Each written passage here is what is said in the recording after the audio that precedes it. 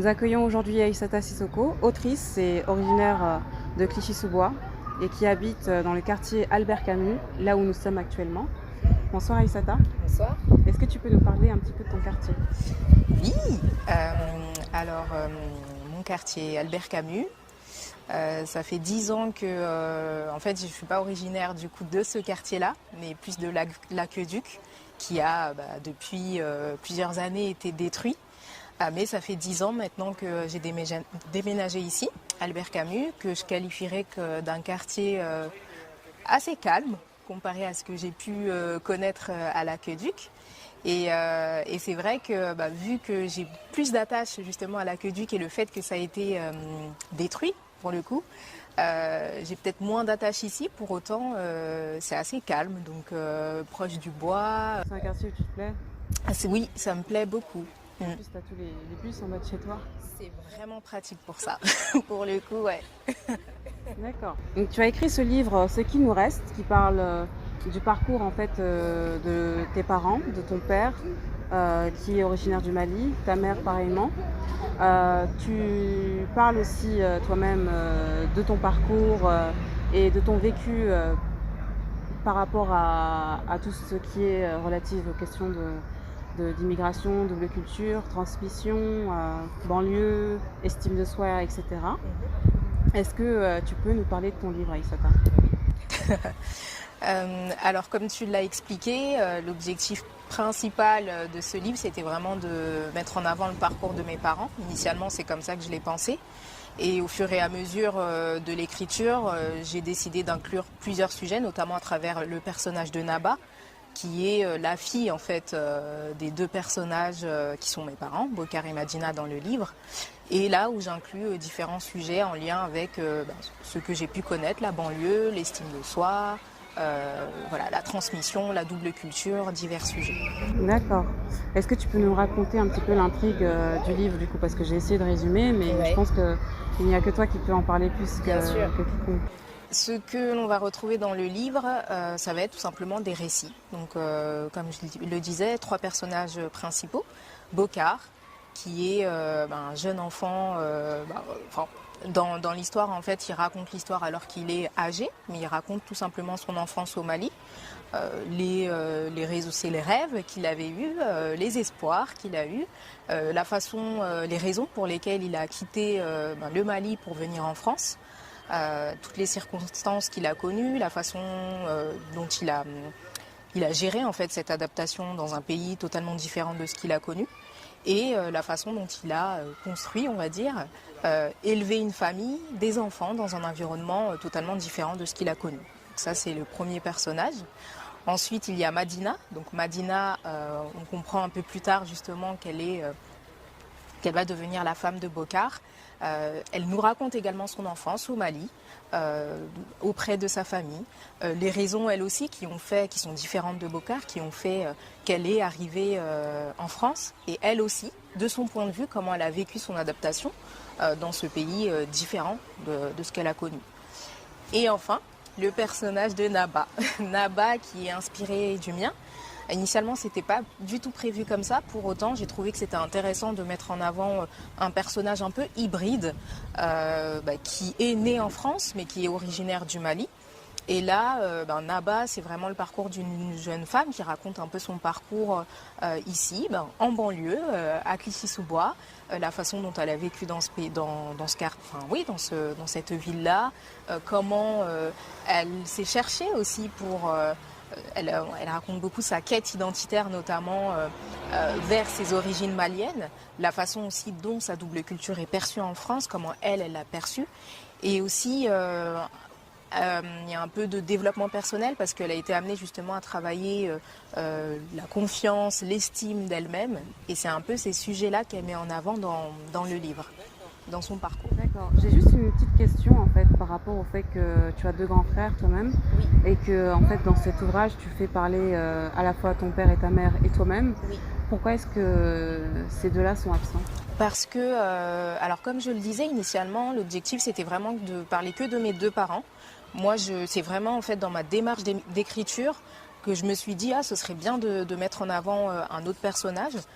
Et Le premier personnage qui m'est venu en tête, en fait, je suis partie de moi-même parce que la démarche d'écriture aussi m'a fait réfléchir sur plein de choses me concernant. Et c'était spontané, en fait, où je me suis dit, bon, je vais parler de moi. Donc après, dans le livre, il y a quelques passages qui parlent de mes frères.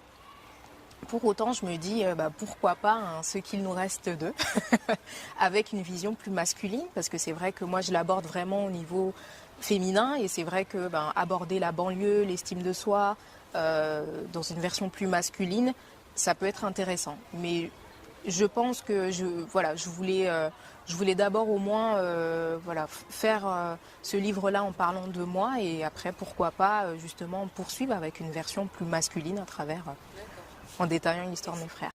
C'est vraiment un livre qui est édifiant. Enfin, je vous le conseille à tous.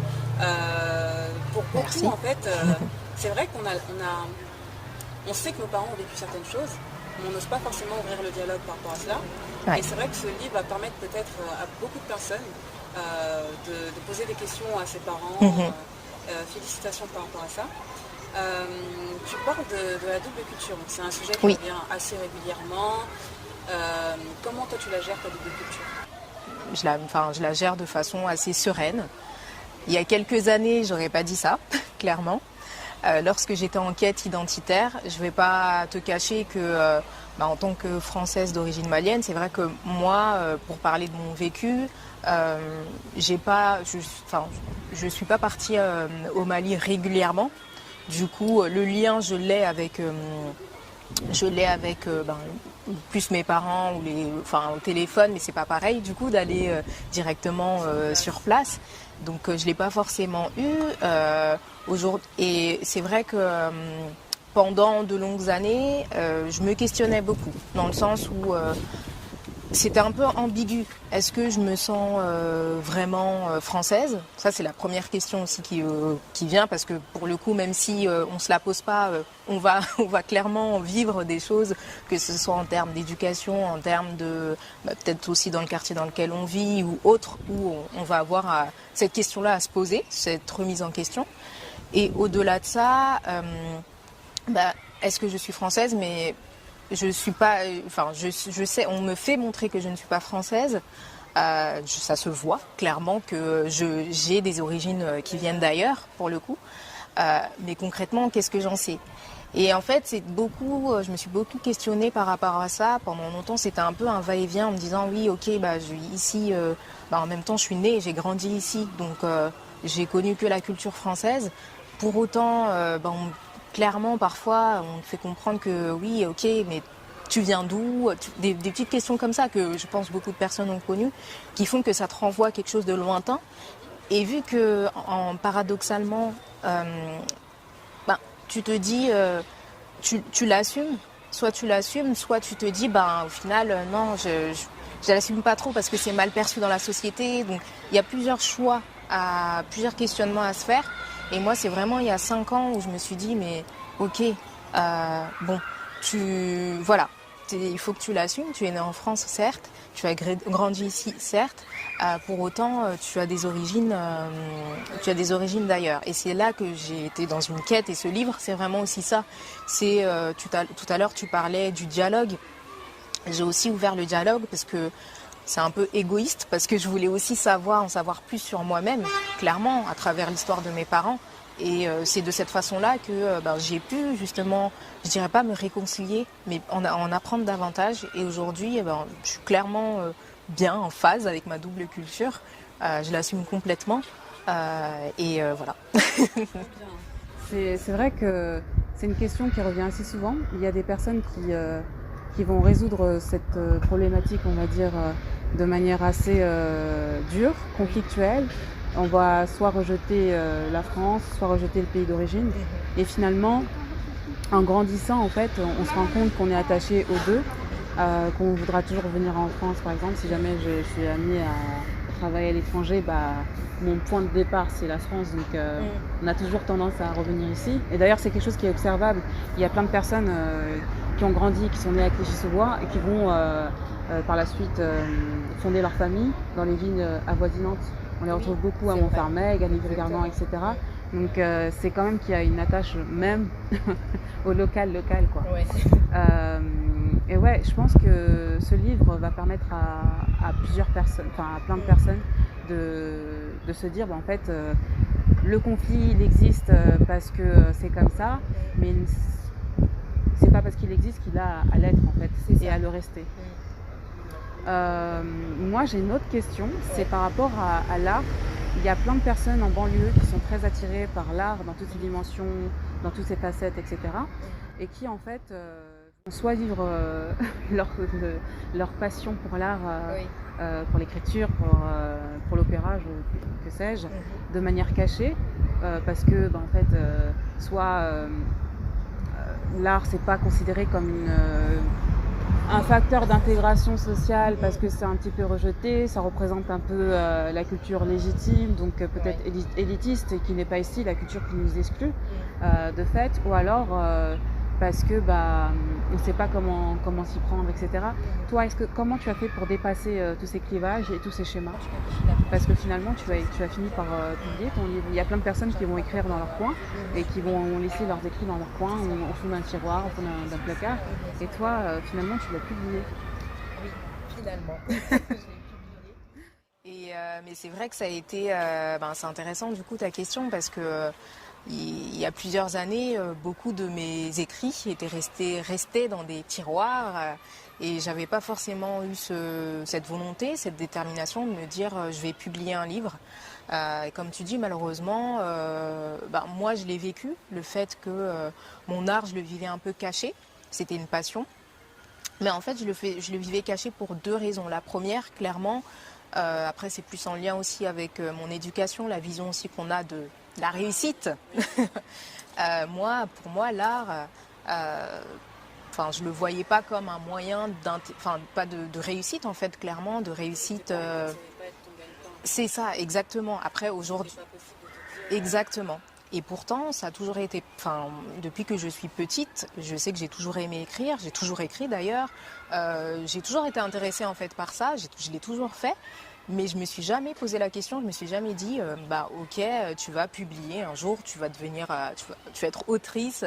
Non, je me disais, tu vas voir, tu vas trouver, tu vas faire des études vraiment qui vont t'apporter en fait tout simplement un bien-être matériel, de la sécurité. Voilà, j'ai vraiment pensé à ça. Pour autant, une fois que tu as ça, je pense que c'est aussi à ce moment-là que tu te poses aussi des questions. Tu te dis, ok, maintenant que tu as réussi, entre guillemets, selon la vision de la réussite et selon aussi tes parents, parce que moi aussi c'était beaucoup par rapport à ça. Oui, c'est vrai que je ne l'ai pas dit. Je travaille dans les ressources humaines. Je suis chargée de développement RH pour une entreprise de transport et de logistique. Et j'ai eu un cursus RH, un master en communication et en ressources humaines.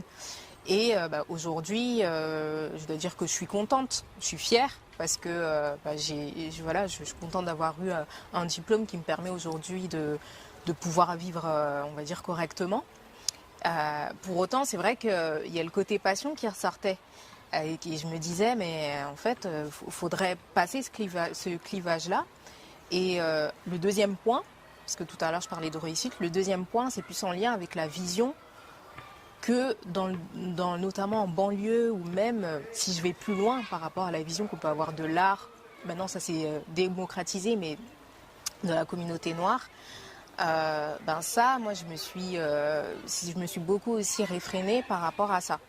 Le genre de questions, le genre de remarques du type tu fais comme les Babtou, c'est ça exactement comme les Blancs, c'est des questions en fait, c'est des choses en fait qui intérieurement je me suis dit c'est un peu étrange en fait, c'est peut-être pas pour moi, et au final je me suis dit mais non.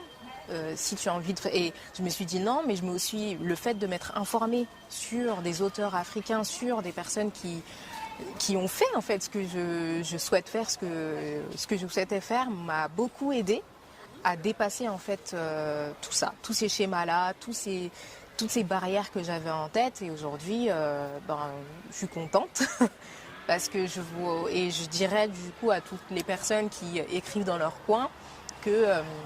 n'ont pas forcément à se cacher, que si elles souhaitent publier, qu'elles n'hésitent pas à publier, qu'il y a de la place pour tout le monde. Et voilà, tout le monde a une histoire à raconter, donc profitez-en. D'accord. Donc ton livre est disponible sur quelle plateforme? Il est disponible sur Amazon en version papier et en version e-book, et sur le site de la FNAC en version e-book. Voilà.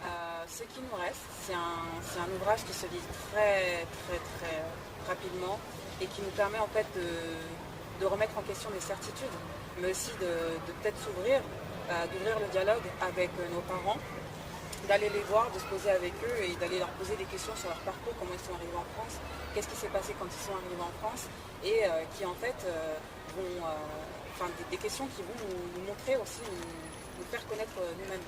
C'est quelque chose de très important et c'est quelque chose que tu as réussi à faire, je trouve, avec ce livre. Mais merci beaucoup. Merci Aïssata. Mais merci à toi. D'avoir été notre invitée. On vous retrouve dans un prochain épisode de La Chaise Pliante.